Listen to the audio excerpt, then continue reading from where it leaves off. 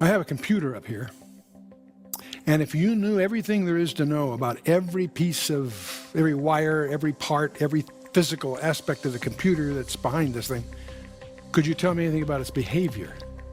Not really. Because the hardware is simply an environment within which software resides. What determines its behavior, the colors, the letters, whatever, is software, not hardware, right? Now, there's an analogy here that's very, very, very useful. See, my problem is that I look out at you out here, and I can't really see you.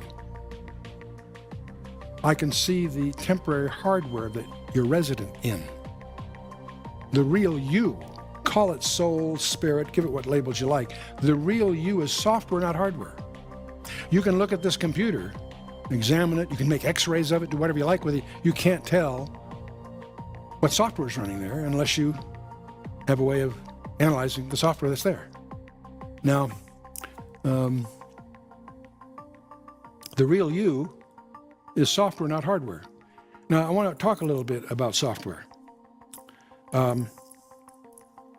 If I have a blank disk, I'm using here a CD-ROM, familiar to most of you at this point, and I put it on a postal scale, and it will weigh pretty precisely 7/10 of an ounce, including the packaging I've got here. Now, if I take, this is a blank one. If I take one that's been recorded, I have one here that has 24 hours of visual and audio presentation and notes. It's got 1,500 computer-aided diagrams. It's a fully loaded CD-ROM, right? This one cost me, I don't know, 50 cents maybe. And this one, on a retail basis, might cost you $30 or $40. And it weighs 7/10 of an ounce. One has no software on it. The other one is, in some sense, is fully loaded software. What do they weigh? Each one weighs the same. See, software has no mass. Now, why am I giving, you say, well, what's that guy doing? Bear with me here.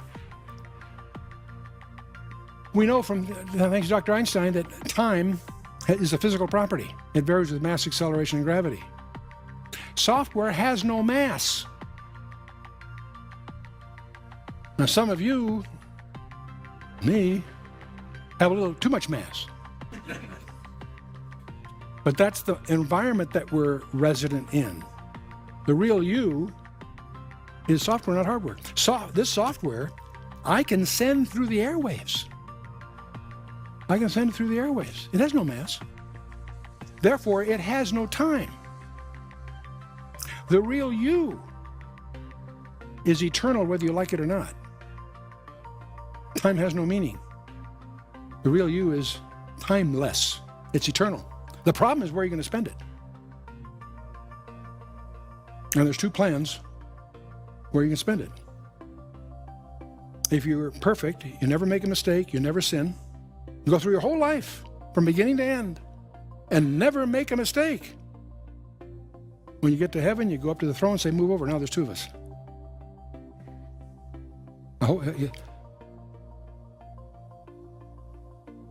That didn't go over, I guess. Okay. Plan B, of course, is to have the righteousness of Christ imputed to us. And that's what we're talking about, right? Physical death, that's when the soul leaves the body. And I'm going to suggest to you soul is soft. You know, many years ago, when I was early in the ministry, I had a computer that was black and white. It was, I forgot who made it, not important. And because I travel a lot and I write a lot, I live with my laptop. And this laptop that I had finally died. I mean, it was over. And some friends of the ministry had realized how indebted I am to that kind of an appliance, treated me to, at the time, the top of the line new laptop. That was my big deal. And I loaded it with all my favorite things, all my favorite little crutches and stuff that I use. And it all came up recognizably, except it came up in color. That was wild. That was neat, you know. And it came up, you know, about probably 10 or 20 times faster than the previous one. And the reason I'm bringing this up is, do you realize that you and I are scheduled for an upgrade? That's going to make that one look silly, you know.